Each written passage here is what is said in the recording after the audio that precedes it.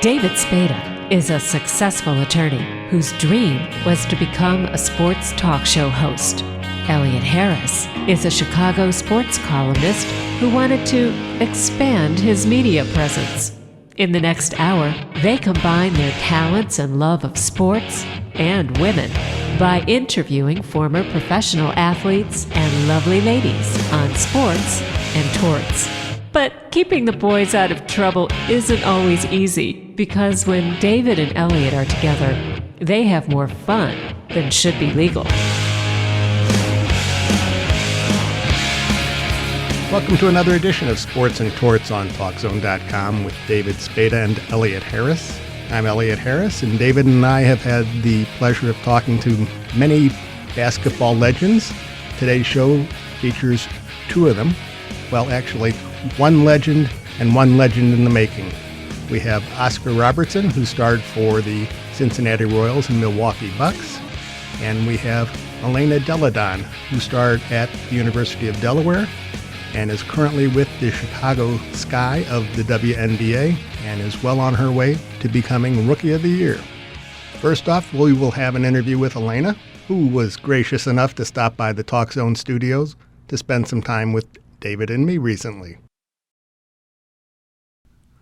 We're thrilled to have you. You're, I believe, leading the league in free throw percentage and all this other good stuff. You're averaging, 18.2 points a game. You were the leading vote getter for the 2013 WNBA All-Star game that you couldn't compete in because you had a concussion, minor details.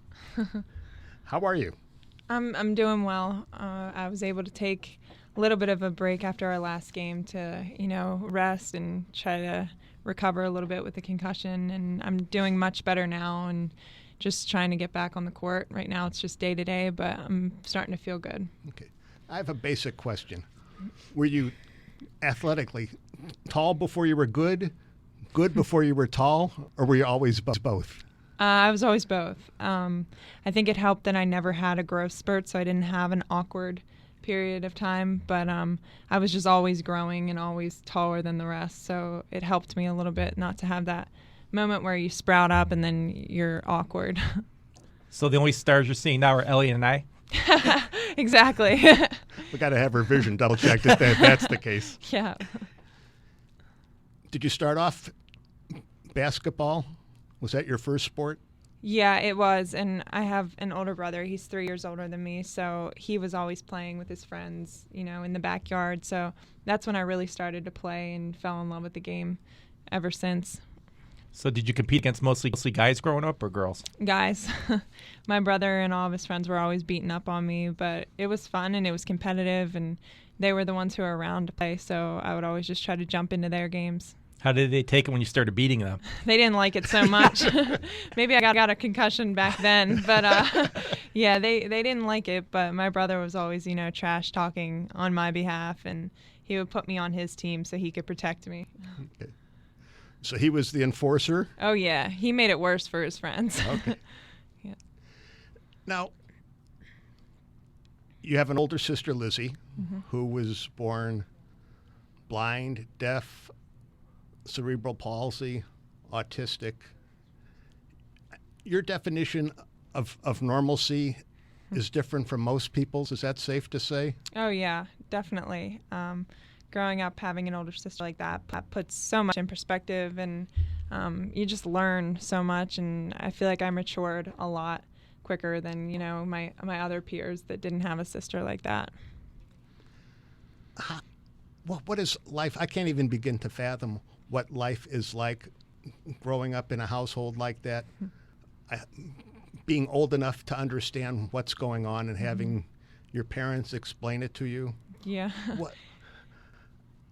What is that like? It was confusing at times, where I would have a lot of questions and didn't understand why she was like that and I was the way I was, and why my friend's siblings aren't like that. So just growing up, there's a lot of questions and it doesn't seem fair. So that was something I struggled with. And then, yeah, it's different. And Liz was always the center of attention in our family. Not me, not my brother, no one else. It was all about Lizzie. So I think that always kept me grounded.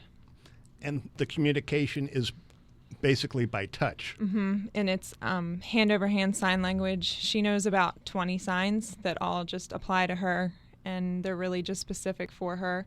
And other than that, it's hugs, kisses, all just, one-on-one interaction. What does your sister enjoy doing? She loves golf cart rides and swimming, and she likes to eat, too. Those are probably her 3 top things to do. How does she swim? She actually just will, a lot of times it'll be in the hot tub, and she'll sit there and feel the bubbles. But even in a pool, she'll float on her back. It's really impressive that she can do that. How difficult was it for you and your brother trying to be what most of us would think of as normal, growing up in the household like that? It was tough at times where, you'd want to have your friends over, you'd want to, do some certain things, and we couldn't all the time. So, sometimes it would hold you back, but you understand, you do whatever it takes for Lizzie. And if Lizzie needs, extra attention, that's fine. And that's what made Jean and I best friends, because, you grow up with a sister like that, and it really does make you close. Is she the oldest out of the 3? She is. She's 29. I give your parents credit. They had 2 more children after having Lizzie. I mean, a lot of people wouldn't want to take the risk. I know. I've asked my mom that, too, and she said she just had good feelings for the next 2, and then she actually said that after me, she had a bad feeling, and that's why she stopped. So it's crazy what God can do. See, the only problem I have with your parents is instead of naming you Elena, I would have named you either Donna or Ella or something like that. But it's incredible for them to have built this family that they have and have everybody as seemingly well adjusted as can be. Have you ever seen times where they get a little emotionally drained by the whole process? Yeah, they're amazing. I don't know how they do it, and I don't think I would be able to do it nearly as well as they do it. So they're awesome. They've been incredible parents to me and my brother and Lizzie. But the times where it got really hard was when she was like sick or she needed a surgery or something like that. That's when I could see it really weighing on them and taking a toll on them. Well, I think that's any parent's reaction, Yeah. Even if you have a child without all those difficulties, just if they stub a toe. Yeah, you worry. And Right. think about Lizzie, and she can't even speak and say what's hurting her. So Right. that's something that's really hard on them. I read somewhere that you stopped playing basketball to spend more time with your sister, to be close to her. In college, I had decided to go to Connecticut and then ended up coming home. And it was something where I wasn't ready to leave home. And at that point in time, I decided that I could go to college close to home, spend some time with her and the rest of my family. And then I played basketball again once I realized that was all possible. And we can see how not going to Connecticut really held you back. You ended up, any place you would have gone, I think you would have been the number 2 pick next to Brittany Griner. Exactly. I don't think it changed. I think there's a message that you were able to send out by saying, okay, you can follow your dreams. It doesn't have to be down a specific path like that. Exactly. And I hope that's something that other players and other girls can learn from me, where you don't have to go to the top school to make your dreams come true. I was able to do it at the University of Delaware. And, the path wouldn't have changed. I would have gone second no matter what. So I'm thrilled that I was able to, take my own path, and, all my dreams still came true. Why were you number 2, though? She's just such a great presence as a center that, not many teams can pass that up. Maybe if the Sky had the number 1 pick, though, maybe they would have gone with me, because we already have Sylvia. How tall is Brittany Griner? She's 6'8". Yeah. But she's not as athletic as you. She plays the post, and she's strictly a center, where I can play the guard spot also. So you're more like Dirk Nowitzki, and she's more like Shaquille O'Neal? There you go. Yeah, a little bit. Now, I remember the first game of the season against Phoenix, and you go up for a rebound after a missed Phoenix Mercury shot, and behind you comes this humongous arm and hand, and it's Brittany Griner who ends up tapping the Knocks ball. it in. At that juncture, you say, okay, we're not in Kansas anymore, or we're not in Delaware. No, it was just like, all right, it's one of those games. We're going to have to box out a lot deeper. Her arms are a lot longer than anyone else I played against. So it's kind of just a hurry up and adjust because you realize that she's a great presence on the court. Who recruited you out of high school? Everyone. Who were Really. your finalists besides Connecticut, Tennessee, Notre Dame, and probably Villanova. So no, you didn't consider Notre Dame a little more than UConn? No, I loved the UConn team and the players that he had there, so I felt like I really fit in with that group of girls, and I also really liked his coaching style, so I felt like that would be a good fit. Now, for those who were concerned about such things, you do have a significant other named Wrigley. And let's be clear, Wrigley is a dog that you adopted. Yeah. Wrigley. What sort of pooch is it? Yeah, he's a Great Dane. He's a blue Great Dane. So He started off small? he started off small and then every day has grown a ton. And some days you don't even recognize him. I wake up and look over, I'm like, is that my same dog? So you're a big fan of chewing gum? Yeah. Yeah, you know. No, it was just I got him in Chicago, so I wanted it to be a Chicago name. And it being my rookie season, and I thought it was fitting. Now, people have said, okay, you were like the next Candace Parker or along those lines. What do you aspire to be? Elena. You know, I just want to be myself and play my own game. And, you know, everyone wants to make comparisons, and I can see that because of her height and her versatility. But in the end, when I'm finished playing, I hope people can then try to say, you're going to be the next Elena. Who did you model your game after growing up? I watch Michael Jordan all the time, so he was by far my favorite player. But, you know, I watch all players because I think you can learn something from all of them. Is there a player you didn't like who you kind of said, I don't want to be like this player? No, I really didn't have anyone like that. I was just kind of a fan of the sport and enjoyed watching. Now, once upon a time, I was the Big E, and then Elvin Hayes came along and took that away. And I guess now you're the new Big E. Do you have any favorite nicknames? E has been what's stuck with my teammates because it's kind of hard to say Elena or Delle Donne on the court. So they've been calling me E, and it's been sticking and working. You don't want to call a girl big. It never sounds right. Yeah, we don't do that. No one likes that. Like, I thought we should call your coach slow pokey, but your teammate said that's not a good idea. No, probably not. I'm not going to call her that. You can try it. One of the strengths of your game is shooting free throws. You lead the league in that. I think once upon a time you made 80 in a row. Is that the most you've ever? Yeah, that was definitely the most I've ever made in continuous games, and that was in high school. And I don't think I'll ever be able to do that again. We'll see. I try every time, but it's just with my foul shot, it's really simple, and I think being able to simplify your shot really helps with foul shooting, especially. It's a unique style. Your dad teach you that? My dad and my 8th grade coach. So my 8th grade coach was all about simplifying the foul shot. My dad taught me how to shoot, so they kind of just went together. How's it different than an ordinary foul shot? Not much motion at all. I just set my arm at 90 degrees, and then from there, all I do is lift and flick. Yeah, So it's a lot different than it's very any geometric other foul shot. Yes. in nature. So it's not granny style like Rick Barry. No, not so much. What's been the toughest adjustment for you going to the WNBA?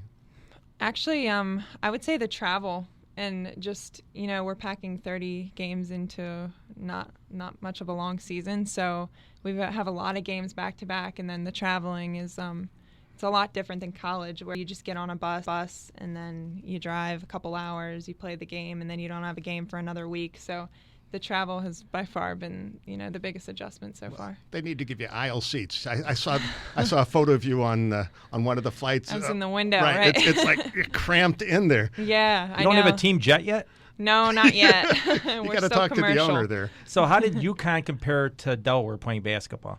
I wasn't at UConn for long at all. Only part of summer session. So because I picture can't even UConn, compare. the women's players have to be spoiled there because, again, it's one of the top 2 programs in the country. I'm not going to talk about that. So, but yeah, you know, we were treated very well at Delaware too, so it was a great experience. How do you balance the private Elena versus the public Elena? Because there's so much demand on your time, and a lot of people envision you as the face of the future of the WNBA, and everybody wants a piece of you. Grab this, grab that.